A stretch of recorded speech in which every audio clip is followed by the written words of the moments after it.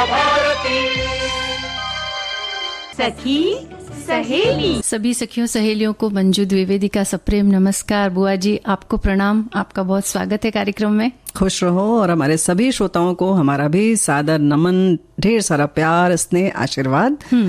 और बुआ जी देखिए, आज एक ऐसा विषय है जिसमें माँ की बहुत जरूरत होती है। और वैसे आप बड़ी हैं तो आप भी माँ समान ही है। कि जब हम खाना बनाना सीखते हैं ना, तब माँ की बहुत याद आती है, क्योंकि पूरा जो भी हम बनाते हैं उसमें माँ के विचारों का, माँ के अनुभव का बहुत सारा उसके अंदर संयोग होता है, मेल होता है। यही तो हम कह रहे हैं कि सीखते ही माँ से हैं। हर चीज माँ ही सिखाती है, चाहे वो चलना हो, चाहे बोलना हो, या फिर गृहस्थी की जो बागडोर है वो सौंप देती है हमारे हाथ में, और धीरे धीरे हम अपने आप सीखते चले जाते हैं, साथ साथ रहते हैं। तो बिल्कुल है ना। तो आज हम इस विषय पर थोड़ी बात करेंगे। और इसके अलावा आज एक विशेष दिन है। नहीं, हम कहाँ बात करेंगे, हमारे साथी लिखकर भेजेंगे कि जब उन्होंने माँ से सीखा तो क्या क्या किया, है ना। हाँ बिल्कुल बताएंगे वो हमें। और आज विकास और शांति के लिए अंतर्राष्ट्रीय खेल दिवस है। जी हाँ। तो इस विषय पर भी चर्चा होगी, खेल का क्या महत्व है और क्यों ये दिन मनाया जाता है।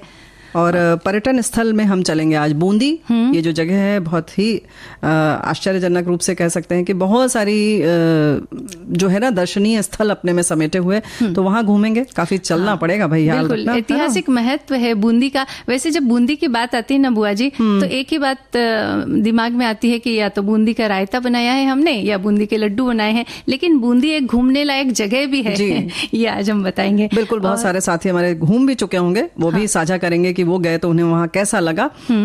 और जाहिर है कि घूमने से हमें खुशियां तो मिलती ही हैं, तो बटोर लीजिए इन खुशियों को अपने आंचल में। हाँ। और देखिए कैसे नन्ही नन्ही जो खुशियां हैं वो कैसे बटोरी जा सकती हैं, ये भी हम साझा करेंगे। बिल्कुल। और इसके अलावा आज है हनुमान जन्मोत्सव, हम मना रहे हैं।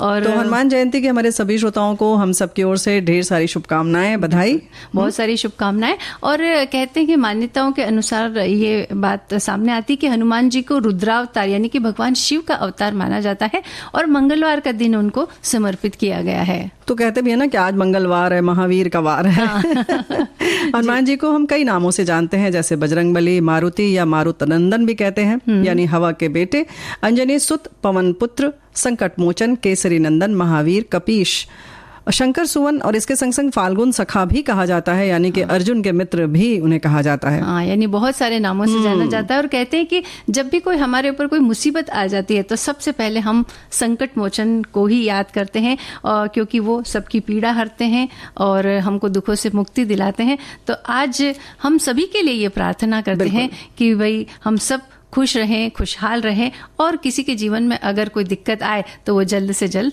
दूर हो जाए, यानी कि संकट जो है वो मुक्त टल जाए। जी। ईश्वर का नाम तो बुआ जी हमेशा ही जीवन में खुशियां ही लाता है और मन को इतना सुकून देता है कि बस पूछिए मत। और वैसे भी कोई विशेष काम हम जब करते हैं तो किसी प्रार्थना से या ईश्वर की आराधना से ही करते हैं। बिल्कुल, और करना भी चाहिए।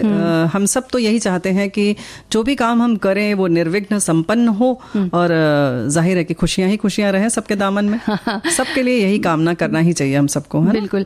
और कहते हैं कि भाई पढ़ाई करो और आगे बढ़ो, पढ़ाई एक रास्ता है, लेकिन खेल का भी हमारे जीवन में बहुत महत्व होता है। और इसी बात को लोगों को बताने के लिए विकास और शांति के लिए अंतर्राष्ट्रीय खेल दिवस, अंग्रेजी में अगर इसे कहें तो international day of sport for development and peace, और इसके अगर शॉर्ट फॉर्म में करें तो IDSDP, इस तरह से इसे बोला जाता है। तो किसी भी व्यक्ति के शारीरिक और मानसिक विकास में खेल बहुत अहम योगदान रखता है। ऐसे में दुनिया भर में खेलों के प्रति जागरूकता लाने और उसके विकास के लिए प्रतिवर्ष 6 अप्रैल को यह दिन मनाया जाता है, और इस दिन दुनिया भर में कई तरह के खेलों का आयोजन भी किया जाता है। जाहिर है कि इसके लिए लोग प्रोत्साहित हों और रुचि जागे, इसलिए किया जाता है। वैसे तो हम खेल की अगर बात करते हैं तो आमतौर पर हम शारीरिक मानसिक बात करते हैं, लेकिन क्या शांति के लिए और देश के विकास के लिए भी इसका कुछ योगदान हो सकता है? इसके लिए खास तौर से ये दिवस मनाया जाता है। खेल की भूमिका और उसके योगदान के लिए, जागरूकता और उसके विकास के लिए ही संयुक्त राष्ट्र महासभा ने IDSDP की मनाए जाने के लिए प्रस्ताव रखा, और ये 23 अगस्त 2013 को ये रखा गया था, और फिर संयुक्त राष्ट्र महासभा ने हर साल इसको मनाने की घोषणा कर दी। इसके बाद 6 अप्रैल 2014 से अंतर्राष्ट्रीय ओलंपिक समिति की ओर से मान्यता मिलने के बाद इसे हर साल मनाया जा रहा है। आपको बता दें कि 1896 में एथेंस में 6 अप्रैल के ही दिन पहले ओलंपिक खेलों का आयोजन किया गया था, लिहाजा 6 अप्रैल के दिन IDSDP मनाया जाता है, इसलिए ये तारीख तय की गई है। बिल्कुल, और बड़ा खास दिन था भाई, ओलंपिक की शुरुआत हुई हो और ऐतिहासिक जो अभी तक इतना सफल तरीके से आयोजन हो रहा है, तो उसको मनाने के लिए तो बात बनती है। और आज के दिन अंतर्राष्ट्रीय, राष्ट्रीय और क्षेत्रीय स्तर पर खेल संगठनों और खेल के विकास के लिए काम कर रहे संस्थानों को प्रोत्साहित किया जाता है और कई तरह के कार्यक्रमों का भी आयोजन किया जाता है खेल से संबंधित, जिसमें भाग लेने वाले खिलाड़ियों को भी सम्मानित किया जाता है। और इस दिन को मनाने का उद्देश्य ये भी है कि खेलों द्वारा सामाजिक परिवर्तन लाया जाए और सामुदायिक विकास, शांति और समझ को बढ़ावा दिया जाए। इस वर्ष यानी कि 2013 की जो इस दिन की जो थीम है वो है scoring for people and the planet, यानी कि ये जो खेल है ये केवल देश ही नहीं बल्कि दुनिया भर के लोगों के लिए जो है कुछ कर सकते हैं, शांति कर सकते हैं, आपस में मेल जोल बढ़ा सकते हैं, इसके लिए सभी के लिए जरूरी है। यानी कि पूरे प्लैनेट जिस पर हम रहते हैं, धरती, उसके लिए बहुत कह सकते हैं कि महत्वपूर्ण है। और वैसे ये जो जानकारी हम लोगों ने दी कि कब रखा गया समिति में, कब प्रस्ताव पास हुआ, ये सारी जानकारी हमारे साथियों ने भी साझा की है, तो सभी को ढेर सारा धन्यवाद देते हैं। और जैसे कि प्लैनेट की बात तुमने कहा ना मंजू, की scoring for people and planet, ये जो इस बार की थीम है, इसमें जाहिर होता है कि खेलों को में वो ताकत तो है कि वो पूरी दुनिया को बदल दे, तो जाहिर है कि उससे सामाजिक संबंध मजबूत होते हैं, सतत विकास, शांति, एकजुटता और लोगों के सम्मान को बढ़ावा देने में ये एक शक्तिशाली उपकरण के तौर पर कह सकते हैं कि हमारे साथ है। और जाहिर है कि शारीरिक मानसिक जो सुकून मिलता है व्यायाम से या खेल से, वो तो हो ही जाता है ना। बिल्कुल। और इसके अलावा महिलाओं, लड़कियों, युवाओं और विशेष व्यक्तियों को सशक्त बनाने में भी खेलों की महत्वपूर्ण भूमिका है। दुनिया भर में शांति को बढ़ावा देने में भी खेलों का महत्व है। खेलों की पहुंच जो है वो बहुत विशाल है, इनकी लोकप्रियता भी अधिक है, तो इनके सकारात्मक पहलुओं को पहचानते हुए खेलों का महत्व दुनिया भर के लिए और भी बढ़ जाता है। क्योंकि जब ओलंपिक जैसे खेल होते हैं तो बहुत सारे देशों के लोग एक जगह इकट्ठा होते हैं और आपस में खेलते हैं, तो बहुत सारे विचार साझा होते हैं और एक दूसरे से मेल जोल का आदान प्रदान होता है, विचारों का होता है। बहुत सारे खेल के नए नए पहलू सामने आते हैं, लेकिन उससे जुड़ी हुई जो भी नकारात्मक चीजें हैं उनसे अगर बचा जाए तो जाहिर है कि जिस उद्देश्य से ये दिवस मनाया जा रहा है वो सार्थक हो जाएगा।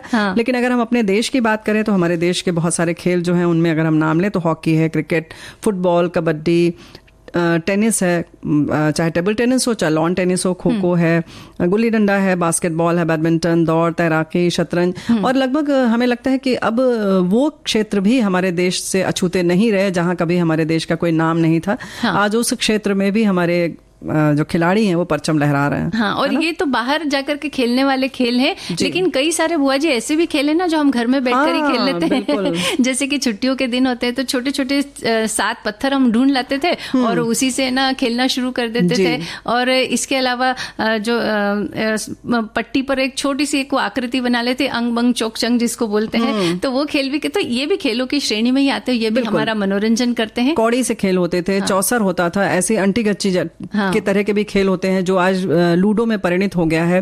कुछ इस तरीके के खेल जो जमीन पर ही चौक से बनाकर खेला जाता था, ताश आदि भी खेला जाता है, और उसमें भी बहुत सारे अब तो नए नए खेल आ गए, बहुत सारे और बोर्ड गेम्स भी आ गए हैं जो कि घर में बैठकर भी खेले जाते हैं। तो लेकिन खेलते रहना चाहिए। हाँ, इससे थोड़ी दिमागी कसरत भी हो जाती है, टाइम पास भी हो जाता है, और बच्चों की जब छुट्टियां होती है तब उनका टाइम पास करना बड़ा मुश्किल हो जाता है, तो उस समय ये खेल बहुत महत्वपूर्ण भूमिका निभाते हैं। बिल्कुल।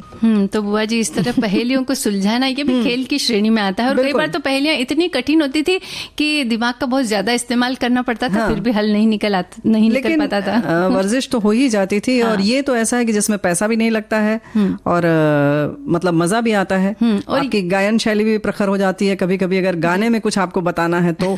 और वैसे अगर आप नहीं तो अंताक्षरी पर चले जाते हैं लोग, पहेली बूझते हैं, फिर अंताक्षरी खेलने लगते हैं। खासतौर से जब लाइट चली जाती थी तब हम लोग ये सब बहुत करते थे। बिल्कुल, तब भी करते थे। और इसके अलावा जब हम ट्रेन में जाते हैं ना बुआ जी, और ग्रुप में अगर यात्रा करते हैं तो देखिए ट्रेन में यात्रा करते समय वो समय निकालना बड़ा मुश्किल हो जाता है। उस समय सब मिलकर के जब हम अंताक्षरी खेलने लग जाते हैं, गीत गाने लग जाते हैं, समय बड़ा आसानी से कट जाता है और मनोरंजन भी हो जाता है। और ये जो पहेलियां होती है ये सचमुच हमारे दिमाग की इतनी कसरत कर देती है कि उसके बाद फिर जब वापस स्कूल चालू होते थे तो दिमाग बिल्कुल एकदम बराबर लाइन पर रहता था। लेकिन भाई जब घूमने की बात की तो चलो बूंदी चलते हैं, है ना? बिल्कुल चलते हैं। बूंदी जो है या राजस्थान में है। बिल्कुल, राजस्थान का एक जिला है ये, और ये जयपुर से करीब 200 किलोमीटर दूर है और कोटा से करीब 50 किलोमीटर दूर है। बूंदी जिला पहाड़ों से घिरा हुआ है, चारों तरफ सुंदर सुंदर पहाड़ियां भी, बड़े पहाड़ भी और छोटी पहाड़ियां भी, वो भी देखने को मिलती हैं। यहाँ बहुत सारे प्राकृतिक और ऐतिहासिक देखने योग्य स्थान है। बूंदी जिले को छोटा काशी भी कहा जाता है क्योंकि यहाँ बहुत सारे शिव मंदिर भी हैं। और बुआ जी मैं बता दूं आपको कि ये बूंदी और कोटा ये राजस्थान में इतने प्रसिद्ध है कि वहाँ के अगर आप लोकगीत सुनेंगे ना तो वहाँ कोटा बूंदी का बहुत नाम आता है। बहुत नाम आता कोटा है। बूंदी, जयजोरी, वहाँ से लाजो मारे लिए एक तारारी चुनड़ी, इस तरह के बहुत सारे लोकगीत वहाँ गाए जाते हैं। भाई जाहिर है कि लोकगीत जो होते हैं वहाँ के स्थानीय स्थानों के नाम तो उसमें जरूर रहेंगे। और बूंदी के लिए हमारे साथी ने ये भी लिखा है, जैसे काशी तुमने बताया वैसे ये लिखते हुए इन्होंने ये भी बताया कि परिंदों का स्वर्ग और सिटी ऑफ वेल्स भी कहा जाता है। छोटी काशी के नाम से प्रसिद्ध जिला अपनी प्राकृतिक धरोहर के लिए जाना जाता है। इन्होंने भी यही सब लिखा है, हवेलियां हैं, झरोखे हैं। तो इसमें घूमने की अगर हम बात करें तो हम बता दें तारागढ़ का किला है, ये बहुत प्रसिद्ध है और इसे बूंदी किला भी कहा जाता है। ये अरावली पर्वत श्रेणी में नागा पहाड़ी पर बना हुआ है। ये हाड़ोती नाम के क्षेत्र में स्थित है। ये 1426 फीट ऊंचे पर्वत शिखर पर बना है और इसका निर्माण 1354 ईस्वी में बूंदी के संस्थापक रविदेव हाड़ा ने करवाया था। तारागढ़ फोर्ट में बहुत सारी जगह हैं जिन्हें हम देख सकते हैं। ये जगह है हथिया पोल, रंग मंडप, रंग विलास, रतन दौलत, रतन विलास, दीवाने आम, दरीखाना, बादल महल है, फूल महल है, छत्र महल है। और ये जो महल बने हैं इसमें बहुत सारे भित्ति चित्र भी हैं जो बहुत सुंदर है। बिल्कुल। और तारागढ़ दुर्ग में सबसे आकर्षित करने वाला जो स्थान है वो है चित्रशाला, जहां आपको बहुत सुंदर पेंटिंग देखने को मिलेगी। उम्मेद महल के नाम से प्रसिद्ध इस भव्य चित्रशाला का निर्माण राजा राव उम्मेद सिंह ने 1749 से 1773 के बीच करवाया था। इसकी दीवारों पर जो चित्र है उनकी विषय वस्तु है संगीत, राग रागिनियां, प्रेमाख्यान, राजकीय समारोह, गोवर्धनधारी, चीरहरण, राम विवाह और ढोला मारू। अब ये शायद ढोला मारू के बारे में भी शायद लोगों को ज्यादा पता ना हो। नहीं, ये तो स्थानीय चीजें हैं, बहुत सारे लोगों को पता भी होगी, ऐसा हम नहीं कह सकते कि नहीं पता है। लेकिन जाहिर है कि बूंदी की खास जगह है तो थोड़े ही आसपास के लोगों को पता होगा। और इन रंगीन चित्रों में मुगल और मेवाड़ शैली का प्रभाव स्पष्ट रूप से दिखाई देता है। साज सज्जा में हरी पृष्ठभूमि पर सफेद रंग से पुरुष और नारी आकृतियां अंकित की गई हैं। इसके अतिरिक्त जो है लाल, नीले, काले, पीले वर्णों द्वारा वेशभूषा का अंकन किया गया है। तारागढ़ दुर्ग में बूंदी जिले का बहुत सुंदर दृश्य देखने को मिलता है। यहाँ आकर खास बात यह है कि सूर्यास्त का भी आनंद ले सकते हैं जो बहुत सुंदर लगता है। हाँ, इसके अलावा एक और जो दूसरी चीज है देखने की वो है सुख महल। सुख महल जैत सागर के किनारे बना हुआ, जैत सागर एक झील का नाम है और बहुत सुंदर है। इसका मुख्य आकर्षण जैत सागर के किनारे सफेद मार्बल से बनी सुंदर छतरियां हैं। यहाँ के शासक जो थे वो इसे गर्मियों में समर पैलेस की तरह इस्तेमाल किया करते थे क्योंकि ये ठंडक प्रदान करता है। यहाँ से जैत सागर का सुंदर नजारा देखने को मिलता है। इस महल में एक हॉल और ऊपर गुंबदाकार 2 कक्ष हैं। ऊपरी भाग में आयताकार छतरी है और यहाँ से प्रकृति का सुंदर नजारा देखा जा सकता है। तो कह सकते हैं ना कि आप जो पौराणिक स्थल हैं वो तो आप देखेंगे ही, उसके संग संग आप प्रकृति का भी आनंद लीजिए। राजकीय संग्रहालय भी देखिए, यहाँ पे सुख महल परिसर में स्थित है और यहाँ जो है प्राचीन वस्तुओं का संग्रह जैसा होता है संग्रहालय में। बूंदी जिले के इतिहास के बारे में जानकारी मिल जाएगी आपको। प्राचीन वस्तु जैसे हथियार, मूर्तियां, वेशभूषा, तलवार, बंदूक, पेंटिंग और बहुत सारी वस्तुएं यहाँ पर प्रदर्शित की गई हैं। ये संग्रहालय सोमवार को बंद रहता है, इस बात का ख्याल रखें। वैसे जितने भी संग्रहालय हों, चाहे आप कहीं के चिड़ियाघर हों, जितने भी सरकारी जो भी चीजें हैं, ये प्रत्येक सोमवार को बंद रहती हैं ताकि रविवार को पर्यटक जो है उसे देख सकें। तो ये लगभग सामान्य सी जानकारी हमारे सभी साथी याद रखेंगे जब भी कहीं घूमने जाएं। इस तरीके के जो भी संग्रहालय होते हैं, जू होते हैं, जो भी म्यूजियम होता है या कोई खास अगर किला है जो खोला जाता है सामान्य जन के लिए, वो सोमवार को बंद रहता है। हाँ, तो ऐसा ना हो कि आप सोमवार को चले जाएं और निराशा हाथ लगे। अब इसके बाद जो जगह है देखने की वो है जैत सागर झील। ये झील पहाड़ियों के बीच बनी हुई है और इसलिए काफी सुंदर है और आकर्षक भी है। ये झील काफी बड़ी है और इसमें कमल के सुंदर फूल खिले रहते हैं। इस झील के एक तरफ सुखमहल देखने को मिलता है और यहीं पर सिद्धनाथ महादेव मंदिर और परशुराम महादेव मंदिर भी है। यहाँ बहुत सारे गार्डन है जहाँ से झील का नजारा आप देख सकते हैं। झील के बीच में छतरियां भी बनी है। जब झील ओवरफ्लो होती है तब जो नज़ारा होता है वो बड़ा ही अद्भुत होता है। तो इसलिए जब आप अगर यहाँ आते हैं तो आप एक बहुत अच्छा समय बिताकर यहाँ से जाते हैं। बिल्कुल, और वैसे भी जब पानी भरा हो तो ज़्यादा अच्छा लगता है। नवल सागर झील है, ये भी झील जो है बूंदी मुख्य शहर में स्थित है और बहुत बड़े क्षेत्र में फैली है। इस झील के किनारे नवल सागर पार्क बना है और यहाँ बहुत सारे पेड़ पौधे हैं, बहुत सुंदर लगता है। और झील के किनारे कई सारे प्राचीन मंदिर भी हैं जिनकी मूर्तियाँ जो हैं मतलब उसमें सब में किसी न किसी में मतलब सब में कुछ न कुछ विशेषता अवश्य है, तो इसे देखना चाहिए। बिल्कुल, वहाँ जाकर जब आप गाइड करेंगे और वो आपको बताएंगे उनकी विशेषताओं के बारे में तो आपको जानकारी मिलेगी। तो भाई अभी तो और भी जगह है, चला जाए आगे। बिल्कुल चलते हैं।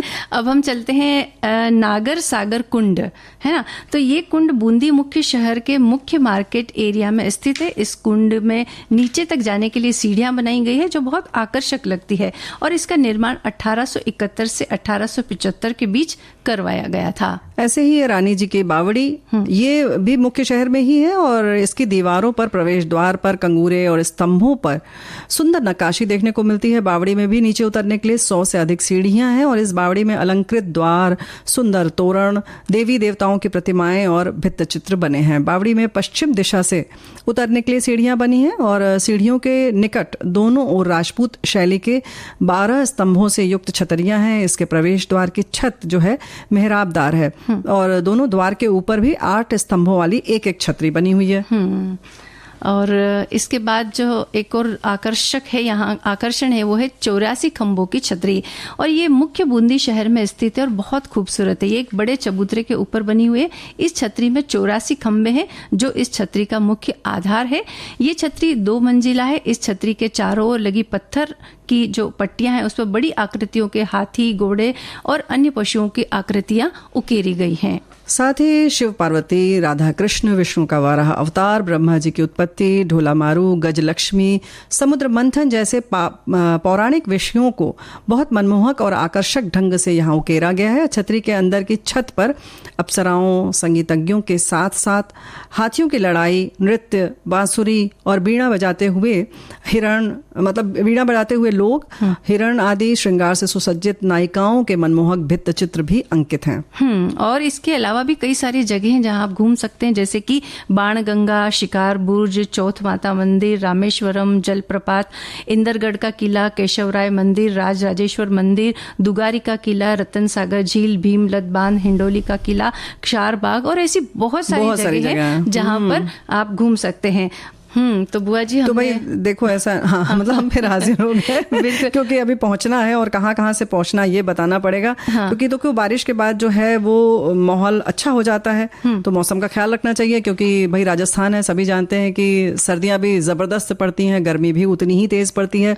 तो ध्यान रखें इस चीज का। निकटतम हवाई अड्डा जो है वो जयपुर है और ट्रेन से अगर आ रहे हैं तो बूंदी पर भी रेलवे स्टेशन है और कोटा मुख्य स्टेशन है, यहाँ से आसानी से बूंदी पहुंचा जा सकता है। तो भाई मौसम का ख्याल करते हुए घूमिए। हाँ बिल्कुल, बूंदी घूमने आइए। और अगर आपको ऐतिहासिक जगह देखने का अगर ज्यादा शौक है तो ये जगह आपके लिए बहुत अच्छी जगह। हमने बताई दी इतनी ढेर सारी जगह और हमारे एक साथी लिख रहे हैं कि हमारी भाभी बूंदी की हैं तो इस बार जरूर जाएंगे घूमने। तो भाई देखो बताने का ये असर होता है, इसीलिए तो हम बताते हैं। बिल्कुल, कि ये सारी जगह हैं, आप घूमिए। हाँ बुआ जी देखिए, पुराना जो समय है घर में बिताया हुआ, बड़े बुजुर्गों के साथ बिताया हुआ, माता पिता के साथ बिताया हुआ समय अक्सर याद आता है। वो याद इसलिए भी आता है क्योंकि उनके साथ बहुत सारी यादें जुड़ी हुई है। जब भी छुट्टियां होती थी ना, गर्मी की छुट्टियां, तो प्रतिवर्ष माँ कुछ ना कोई नया काम सिखाती थी। कभी उन्होंने हमें सिलाई सिखाई, कभी बुनाई, कभी कढ़ाई, कभी अलग अलग तरह के पापड़ बनाना सिखाया और बहुत सारे जो घरेलू कार्य होते हैं बाहर के, कभी बैंक के काम भी उन्होंने हमें बहुत सारे सिखाए कि किस तरह से जाकर के बैंक के काम निपटाने चाहिए। तो उसी फहरिस्त में एक नाम है कि माँ ने जब हमें खाना बनाना सिखाया तो उनके साथ में वो भी बहुत सारी यादें जुड़ी हुई है। सब श्रोताओं की भी बहुत सारी यादें जुड़ी, उन्होंने भी हमें लिख करके बताया है कि क्या क्या उन्होंने माँ से सीखा। तो पहले लगता था ना बुआ जी कि ये काम बड़ा कठिन है, कैसे इतने लोगों का खाना बनाया जाए, लेकिन माँ का जो अनुभवी हाथ है, उनकी जो बातें हैं, धीरे धीरे उन्होंने इस तरह वो चीजें सिखाई कि बस अब ऐसा लगता है कि बस मिनटों में हो जाएगा। हाँ, लेकिन कुछ लोग अभी भी नहीं सीख पाए हैं। हमारे साथी ने लिखा है साल 1974 में नौकरी मिली, तब हम 5 सहकर्मी किराए के रूप में साथ साथ रहते थे। तब बाहर लॉज में खाने में मजा नहीं आ रहा था। तब मेरे सहकर्मी में से एक मित्र ने सोचा कि इससे बेहतर है हम खुद खाना बनाएं। बाकी तीनों को छोड़ हम दोनों मित्र ने तय कर लिया सोने पर सुहागा। हमारे रूम के साथ एक किचन भी था। रसोई के लिए ज़रूरी बर्तन सामान हम घर से लाए, बाकी चीज़ें खरीद कर ले ली। रसोई बनाने या रोटी बनाने का अनुभव कुछ भी नहीं था। शुरू में भारत के नक्शे जैसी रोटी बेलने के साथ हुई। वो कच्ची पक्की दाल चावल सब्जी बनाने में कुछ न कुछ मिर्च मसाला कभी कम कभी ज़्यादा पड़ता। बाद में सब ठीक ठाक होने लगा। तब अगले साल 1975 में ही हमारी शादी तय हो गई और मेरी बीवी भी सर्विस करती थी, तो मुझे रसोई काम में थोड़ी बहुत मदद कर लिया करता था। तो भाई अच्छी बात है, सीखना तो चाहिए। हाँ। लेकिन इन्होंने खुद सीख लिया। हाँ। ट्रायल एंड एरर वाला मामला था।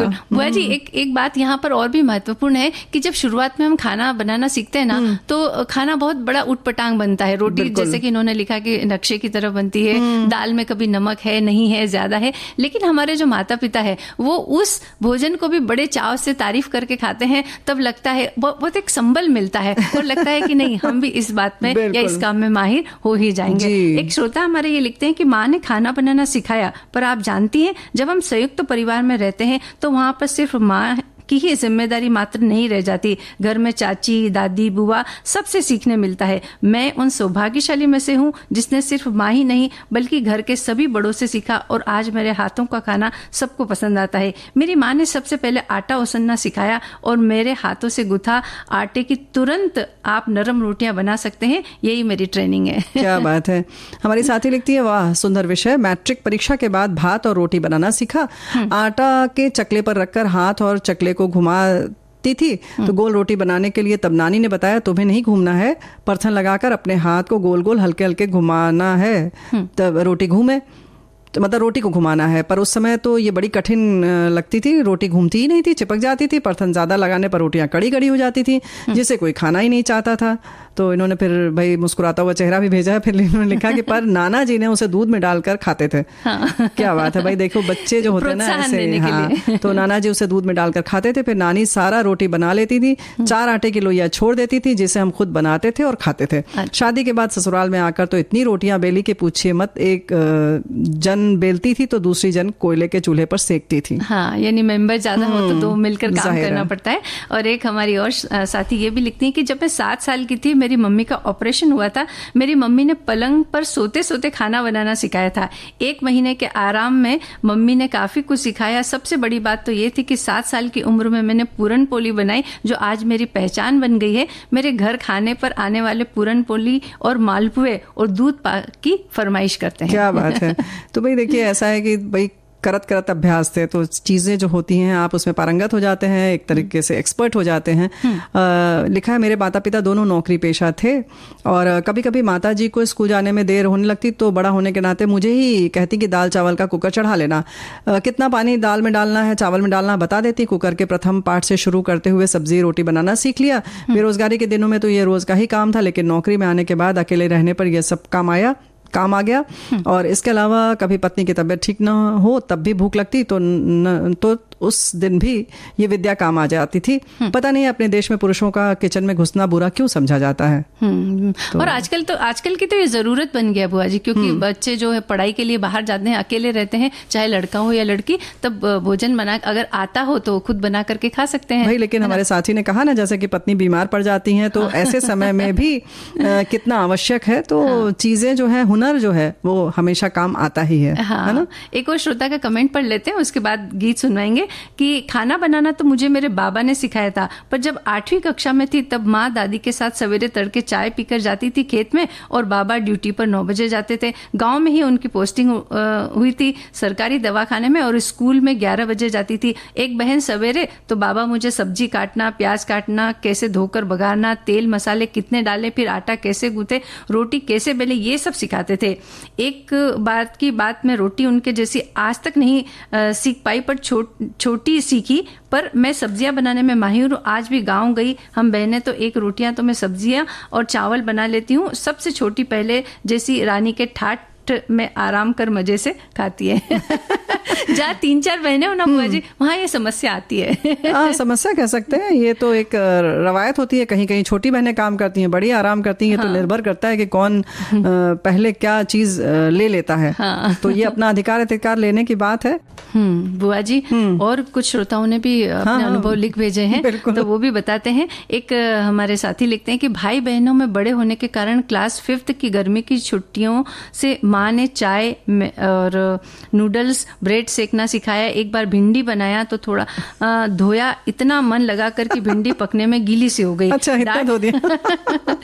डांट पड़ी, लेकिन खाना बनाना उसके बाद मन पसंदीदा शौक हो गया। शुरू में हर 2 मिनट में मम्मी से पूछते थे अब क्या डालें सब्जी में। धीरे धीरे क्लास 8th तक पापा मम्मी के फ्रेंड्स जैसे रिश्तेदार 40-45 लोगों का अकेले बनाने लगे। तारीफ बहुत मिलती थी, माँ को आराम भी मिलता था। यानी कि जब आए मम्मी पापा के रिश्तेदार और फ्रेंड्स आए तो उन्होंने खाना बनाया और बड़ी तारीफ मिली। तो भाई देखो, ये होता ही है। और ये जो खाना बनाने की विद्या की बात चूंकि चल रही है और ये माना जाता है कि ये एकाधिकार जो है हम बहनों का ही है।